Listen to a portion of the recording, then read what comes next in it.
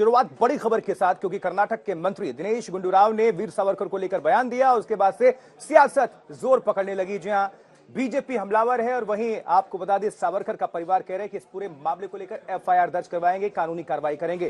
उन्होंने बयान दिया दिनेश गुंडूराव ने। यह बड़ी खबर आपको बता दें, मांसाहार को लेकर, वीर सावरकर को लेकर निशाना साधा। कर्नाटक के मंत्री दिनेश गुंडूराव हैं, सावरकर पर नया हमला किया। अब जिसके बाद राजनीति काफी गर्मा गई है। गुंडूराव का कहना है कि सावरकर ब्राह्मण होने के बावजूद मांसाहारी थे और यहां तक कि गोमांस भी खाते थे।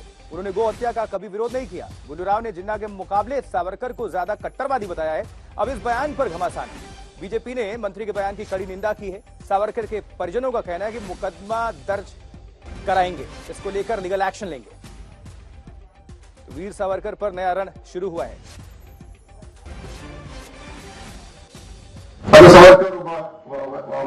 सावरकर और मांस ತಿಂತಾ ಇದ್ರು, ಚಿತ್ಪಾವನ್ ಬ್ರಾಹ್ಮಣ, but he was a non-veg eater and he was not against cow slaughter.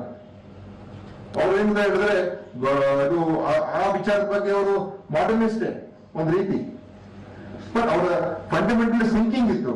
But on one side is modernist also. ಕೆಲವು ಜನ ಹೇಳ್ತಾರೆ ಅವರು ಬೀಫು ಕೂಡ ತಿಂತಾ ಇದ್ರು ಅಂತ. But definitely, as a Brahmin, he was eating meat, and he was openly propagating eating meat. So, ಆ ಒಂದು ಥಿಂಕಿಂಗ್ ಇದೆ. ಅಲ್ಲಿ ನೋಡ್ಕೋದ್ರೆ ಗಾಂಧಿ ಮತ್ತು ಇವನ್ ಇನ್ನೊಬ್ಬರು ಯಾರು ನಾವು ಮಾತಾಡ್ತೀವಿ, ಗಾಂಧಿ ಅವರು ವೆಜಿಟೇರಿಯನ್. ಗಾಂಧಿ ನೋಡಕೋದ್ರೆ ಹಿಂದೂ ಸಂಸ್ಕೃತಿ ಬಗ್ಗೆ ಅಪಾರವಾದಂತ ನಂಬಿಕೆ, ಕನ್ಸರ್ವೇಟಿವ್ ಎಲ್ಲ ಇದೆ. But his actions are different. He was a democratic person. ಅವರು ಕೂಡ even Jinnah was also other extreme. ಅವರು ಕೂಡ ಹಂಗೆ, ಅವರು ಕೂಡ ಹಾರ್ಡ್ ಕೋರ್ ಇಸ್ಲಾಮಿಸ್ಟ್ ಬಿಲೀವರ್. ಈ ವಾಸ್ ಡ್ರಿಂಕ್ ವೈನ್, ಇವನ್ ಅವರು ಕೂಡ ಕೋರ್ಕ್ ತಿಂತ ಇದ್ರು ಅಂತ ಹೇಳ್ತಾರೆ. So but he becomes the Muslim icon. ಅಂದ್ರೆ ಈ ಟೂ ನೇಷನ್ ಥಿಯರಿ ಇದೆಲ್ಲ ಆಗಿ, ರಾಜಕೀಯ ಪಾಲಿಟಿಕ್ಸ್ ಅದೆಲ್ಲ ಆಗಿ. ಬಟ್ ಜಿನ್ನಾಗೆ ಅವ್ನು ಫಂಡಮೆಂಟಲಿಸ್ಟ್ ಇರಲಿಲ್ಲ, but Savarkar is a fundamentalist. Dinesh Gundu Rao Karnataka के मंत्री, दो महत्वपूर्ण बातें यहां उन्होंने कही हैं जिस पर विवाद है। पहला यह कि सावरकर मांसाहारी थे, गौमांस तक खाते थे और जिन्ना से ज्यादा कट्टर थे। बीजेपी ने आड़े हाथों लिया है गुंडूराव को और पूर्व केंद्रीय मंत्री बीजेपी के सांसद अनुराग ठाकुर ने इस पर कड़ी प्रतिक्रिया व्यक्त की। कर्नाटक के एक मंत्री गुंडूराव ने एक विवादित बयान दिया है वीर सावरकर को लेकर। यह कहा है कि वो गौमांस खाते थे और साथ भी कहा मोहम्मद अली जिन्ना भी सुअर का मांस खाते थे। क्या कहेंगे? देखिए, भारत का अपमान करना कांग्रेस का एजेंडा नंबर 1 है। दूसरा, भारतीय स्वतंत्रता सेनानियों का, उनको अपमानित दिन प्रतिदिन करना, ये कांग्रेस का एजेंडा नंबर 2 है। और इसमें कांग्रेस कोई कसर नहीं छोड़ रही, राहुल गांधी जी से लेकर गुंडूराव तक। और गुंडूराव वाले पे भी अगर मैं इतना कहूं, अगर वो वीर सावरकर के जीवन से थोड़ी सी भी सीख लें तो उनका जीवन सफल हो सकता है। लेकिन ये कांग्रेसियों ने सेवा भाव नहीं है, सत्ता का सुख भोगने का काम किया है। और सबसे बड़ा मेवा किसने खाया तो कांग्रेसियों ने खाया है। प्राण स्वतंत्रता सेनानियों ने दिए, पंडित नेहरू से लेकर राहुल गांधी तक सत्ता का सुख भोगते रहे, ये कांग्रेसियों ने किया है। दूसरा, मैं कहूंगा कांग्रेस के कर्नाटक के मुख्यमंत्री के जूते के साथ तिरंगा झंडा रगड़ा जा रहा था। कल की घटना है। जूते के तस्मे खुलवा रहे थे, लेसिस खुल रहे थे और तिरंगा झंडा, उनको कोई फिक्र नहीं थी। कांग्रेस ने तिरंगे का अपमान किया है, माफी मांगनी चाहिए। कांग्रेस ने स्वतंत्रता सेनानियों का अपमान किया, माफी मांगनी चाहिए। और ये कांग्रेसी हैं जिन्होंने सरदार पटेल से लेके डॉक्टर भीमराव अंबेडकर, इन सबको अपमानित ही किया। वहीं महाराष्ट्र के डिप्टी सीएम देवेंद्र फडणवीस इस मसले पर क्या कह रहे हैं, वो भी सुनिए।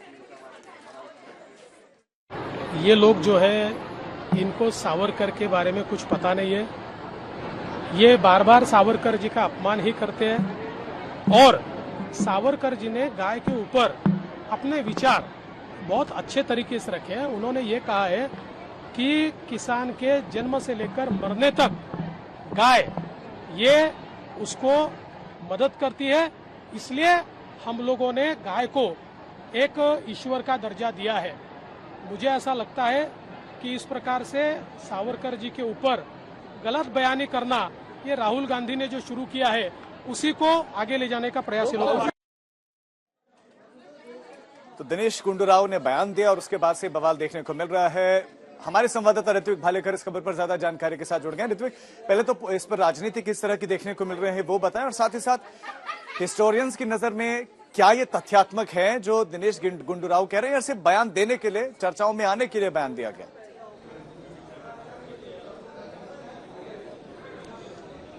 जी देखिए, गुंडूराव ने जो बयान दिया है उससे अब महाराष्ट्र की राजनीति भी गरमाते हुए दिख रही है। खासतौर पर जब राहुल गांधी लगातार सावरकर के खिलाफ बयान दे रहे थे, उस समय महाविकास आघाड़ी के सहयोगी दल शिवसेना उद्धव ठाकरे गुट हमेशा से अड़चन में आते दिख रहा है। अब यूबीटी शिवसेना से भी पलटवार किया जा रहा है। उनका कहना है कि जिस तरह से सावरकर के बारे में लगातार कांग्रेसी बयान दे रहे हैं, कहीं ना कहीं सुशील कुमार शिंदे ने अपनी बायोग्राफी में जो सावरकर का उद्धार किया है, उनको जरूरत है सुशील कुमार शिंदे से बात करने की, और क्या सावरकर है, उनकी क्या महत्व है इतिहास में, ये समझने की कोशिश करें। अब देख रहे हैं रंजीत सावरकर जो कि वंशज है वीर सावरकर के, उन्होंने भी अब बयान दिया है। लीगल एक्शन लेने के बारे में बात चल रही है। हो सकता है कि इस बयान के बाद अब कानूनी कार्रवाई भी हो सकती है, कहीं ना कहीं इसके खिलाफ एफआईआर भी दर्ज की जा सकती है, लेकिन फिलहाल तो इस पर राजनीतिक प्रतिक्रिया जो है वो आना शुरू हो चुका है। ठीक है ऋतिक, आप जुड़े रहिए, दोबारा आपका हम रुख करते हैं। इस बीच भारतीय जनता पार्टी हमलावर तो है, उत्तर प्रदेश के बीजेपी जो अध्यक्ष हैं उन्होंने भी निशाना साधा है। क्या कुछ कहना है भूपेंद्र चौधरी का, सुनिए। मंत्री है दिनेश गुंडूराव, वो एक बयान दे रहे हैं। उनका मानना है कि वीर सावरकर ब्राह्मण थे लेकिन वो मांसाहारी थे, वो मांस खाते थे, और तमाम बात उन्होंने रखी है। आप इत्तेफाक रखते हैं इन बयान? मैं कहीं ना कहीं कांग्रेस के नेताओं की और कांग्रेस की जो विचारधारा है वो इसमें परिलक्षित होती है। महापुरुषों का अपमान, स्वतंत्रता संग्राम सेनानियों का इस तरह अपमान करना, ये कहीं ना कहीं मेरी दृष्टि से व्यावहारिक नहीं है। और कांग्रेस की जो सोच है स्वतंत्रता संग्राम सेनानियों के प्रति, वीर सावरकर जी का देश की आज़ादी में एक बड़ा योगदान है और उसे हम सब लोग जानते हैं, लेकिन इस प्रकार की बयानबाजी करना कहीं ना कहीं कांग्रेस की जो सोच है वो प्रदर्शित होती है।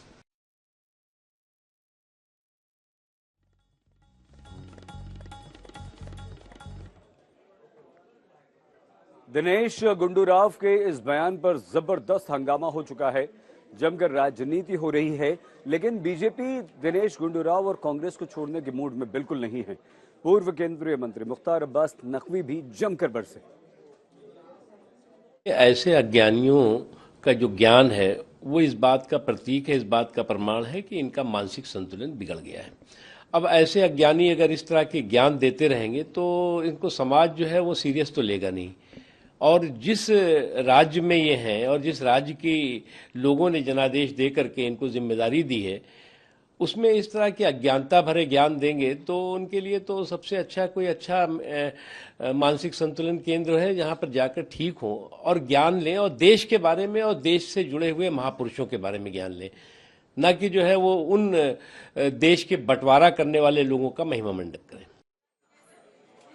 अब इस मुद्दे पर हर सियासी दल कूदकर बयान दे रहा है। समाजवादी पार्टी क्या कह रही है वो भी सुनिए। कर्नाटक के मंत्री दिनेश गुंडूराव का एक बयान है। वीर सावरकर को कहते हैं वो ब्राह्मण तो थे लेकिन वो मांसाहारी थे, गौ हत्या का विरोध नहीं किया, ये बातें वो कह रहे हैं। क्या इतिहास में तो कभी सुना नहीं है सर? देखिए, सावरकर जी का जब आप इतिहास पढ़ेंगे तो कई फैसले उनके बहुत दागदार हैं, कई फैसले उनके शर्मसार करने वाले हैं।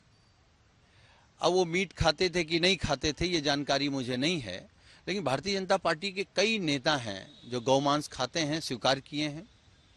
तो भारतीय जनता पार्टी बताए, भारतीय जनता पार्टी सफाई दे, जो उनको आइडियल मानते हैं वो लोग बताएं कि वो खाते थे या नहीं खाते थे। तो वीर सावरकर पर यह टिप्पणी जब से हुए तो उसके बाद राजनीति देखने को मिल रही है, और अब सावरकर का परिवार भी सामने आया है और उन्होंने कहा कि हम एफआईआर दर्ज करवाएंगे। कर्नाटक के मिनिस्टर हैं दिनेश गुंडूराव, जिनका बयान सामने आया है कि सावरकर मांस खाते थे और इसकी एडवोकेसी भी करते थे, नॉन वेजिटेरियन थे ब्राह्मण होते हुए भी। इसे कैसे देखते हैं? नहीं, मांस खाने के बारे में तो उसमें कोई नहीं। सावरकर जी का कहना है कि धर्म का स्थान हृदय में है, पेट में नहीं है। दूसरी बात, उन्होंने ये कहा है कि वो बीफ खाते थे और गोहत्या का समर्थन करते थे, इसके लिए मैं उनके ऊपर केस करने वाला हूँ। आपके जानकारी के लिए कहता हूँ कि जो सावरकर जी का आर्टिकल है उसका मराठी नाम है गो पूजन नवे गो पालन, क्योंकि सावरकर का कहना था कि वो एक उपयुक्त पशु है, इसीलिए उसकी बाद में उसे देवता माना गया। मगर सावरकर कहते वो उतना पर्याप्त नहीं है। अभी प्रॉपर गोपालन होना चाहिए, उनका मतलब उनकी नई प्रजाति विकसित करना, तो दूध कैसा मिले ज्यादा, वो सब देखना, तो समाज को फायदा होगा। तो गो पालन में गो हत्या अंतर्भूत नहीं है।